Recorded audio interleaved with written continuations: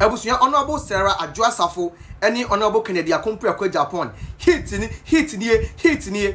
Ebusuya ka say hit. Where the obi any baby mama and actually say omodia poso omodia no so gidi anya sankoto na we and na Koka and so ede no hwa ba gym unim Koka yes Koka so MPP communicators back or the hwa ba gym ntokwane mu or say according to Koka ne apart from so Honorable Kennedy upon edidi ematem edi sebi period asama ya si edi omatem no onim anything na Honorable Kennedy Agyapong Japan ayi a wase no nto hwe so kodina e go to abama no as a delegate of the new patriotic party. Na enu wachi na Honorable Sarah Adwoa Safo say Honorable Kennedy Agyapong Japan awumi no but ohun ne Honorable Kennedy Agyapong Japan is not fit for purpose oni na wo wada ho ama na bi nema mo na wo but as obi o ye ne baby mama no on advise Ghanaian someone to abam from the sense Honorable Kennedy Agyapong Japan e obi a onbu nipa especially onbu ma Ghana so de e ma na de oso e ma so e na de o chechire o man no enu nti se Honorable Kennedy Agyapong Japan ono kra na wo ode na wo a wada wo ode na wo no so ombune dia and the on share oba bian crime so go to abama Honorable Kennedy Agyapong Japan now this answer mo beto jane busu media na so de chese wo kwa aye hit ye nya sam ketwa na me kan wo beka say bi kra na meboa on kan hwe na me kan sama hye na no de identity in samwa Koka ene sabua Adwoa Safo Honorable former MP e makobe nya dia tuda ne ngoko tie nsam ne mbra na Honorable Kennedy Agyapong Japan e wa sem bi ka che Dr. Mahmoud Bawumia na asemo aka ne chale uti ya yembe show hey Honorable Kennedy Agyapong Japan is not joking this time around but you see he's doing all those stuff because he knows he will lose the election no na same way asem hu ha ya Ghana Asem TV meeting am just so any promise like it share na chira wa comment section na fe ni mbon dem ne ko tie nsam a Honorable Sarah Adwoa Safo any Koka e da to dwane mbre wi a Kennedy Agyapong Japan response e beto aso ti mbre du na edu ama wan Dr. Mahmoud Bawumia me come control na me can say me na to obi achi me ya politician na Honorable Kennedy Agyapong or ya politician kugudu minim say delegates bebre wa ha ukunu ya polling station executive na wo yire enso ya polling station executive mesra obi ankura na dwen wa politics mu obia kura na dwen iti Honorable Ken kura na dwen okura ni ambition meso mi kura ma dwen meso mi ye manyosem na manyosem na obia eye no obia akọ bebia ne ho be dai mese dai obia akọ bebia ne ho be dai Dr. Boachika so kan sembi maintain Honorable Kennedy Agyapong menene wo mba porepore ahofefuo mienu Bemu abako and oba abako. It maintain Honorable Kennedy Agyapong. But a year family and friends and a year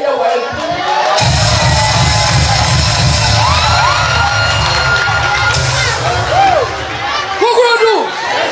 Messia Yadia is.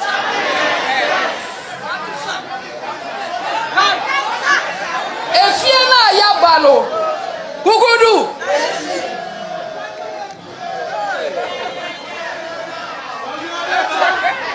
Gugudu Patro muntie mi o opposition na yaba fie no e wo se ye besua nyansa o ya ko tena ba mu ye family and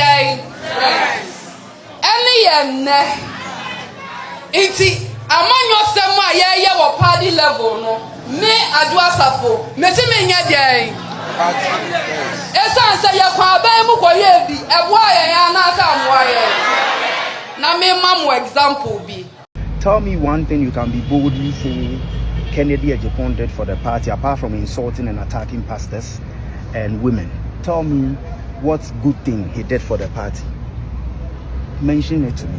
You seem to know much about him, so tell me about it. It seems like you don't like him. I've never said that. He's a party member. It's not about like. It's about competence. Who is competent enough? Yes. When Dr. Mahmoud Bawumia was in court, where were they? When Dr. Mahmoud Bawumia left his job to come and campaign and ensure Nana Addo wins, Kennedy was insulting Nana Addo.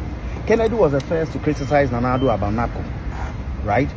Kennedy has been an MP for 24 years. What's the development there?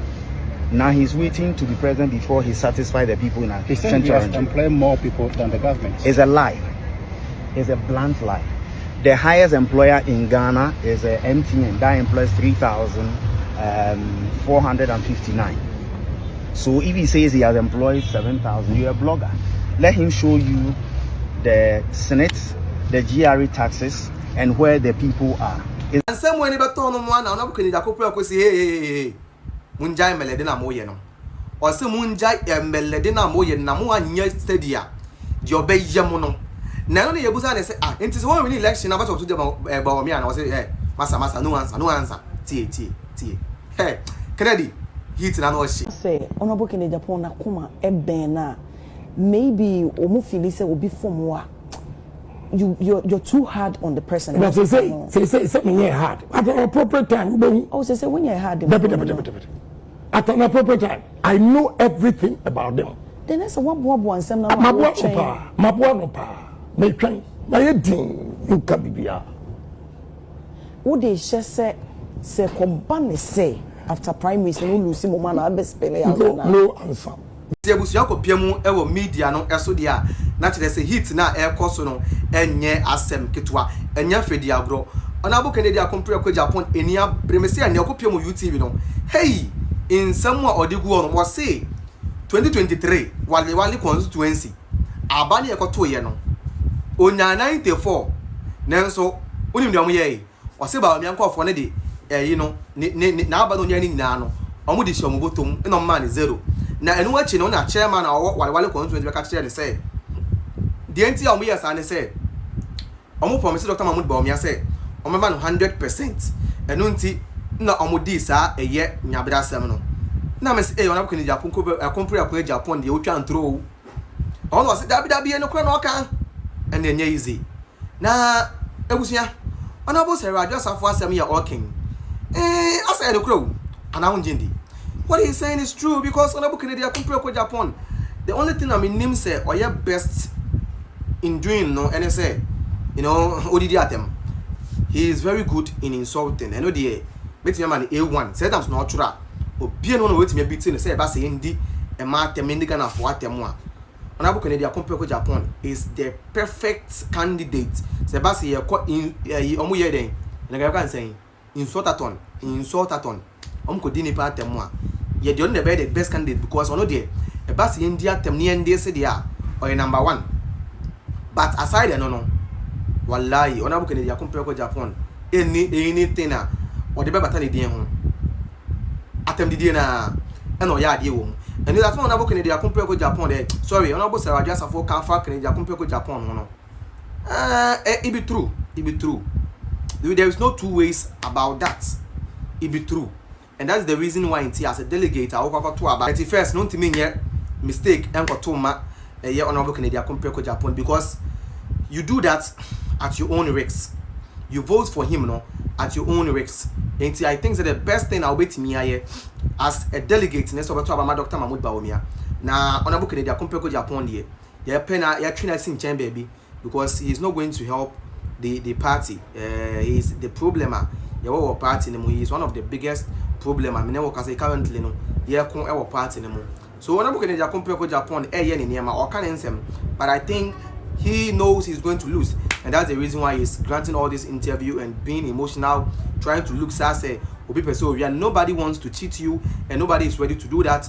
The fact is that when him say you've lost the election and that is why you are playing all these emotional tactics, but I'm telling you on authority to say it's not going to work this time around because this time around we are very serious and you are going to make sure say you lose the election where the bit me ashon boss say bit me SC and until Ghana force me country will say you see why you be a ye yankasa why you be at us until Honorable Kennedy Koka Japan why you be a ye yankasa why you be at us wait and some Ghana for a to higher Ghana and some TV meeting I'm just so any promise message as onya and subscribe to channel now subscribe to Ghana in some TV edi ama you use your Facebook your TikTok any affins your Instagram any Twitter hono no promise the blogger affins on YouTube ubetuma jo share me ankasa me page and also no promise the blogger studios also the short videos etai ebre wo hono na bibia nso aye kama na aye kama yo nti yankopon enhyira obi bia na kyerɛ wadwen e wo comment section mo gidi sɛ onabo Canada compare ko Japan ensɛm onam wo ka no no kre na ogidi sɛ asɛm onabo sɛ Adwoa Safo ene koka ɛda to dwa no nso no no kra ma ye hu e wo comment section no bɛboa ama bibia no aye kama na aye kama nso e wo hɔ nti edi mo besi ahaya